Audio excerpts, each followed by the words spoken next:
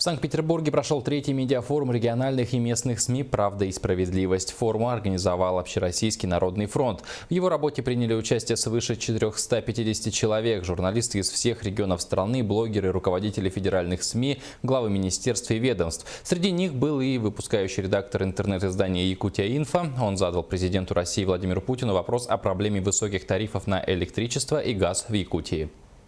Как он отметил, в принципе, в Якутии тоже будет тариф на электричество, на газ выровнен с общероссийским. По газомоторному топливу он сказал, что пока что бюджетные возможности не позволяют эту программу развивать активно, но в перспективе, поскольку у нас строительство «Силы Сибири» ведется газопровода, то с увеличением добычи газа, с появлением основного продукта, первичного, как он сказал, то, естественно, будет уже и почва для развития газомоторного топлива. То есть, и он выразил надежду, что, возможно, в скорейшем времени мы почувствуем как раз-таки изменения по тарифам в связи с тем, что они будут выровнены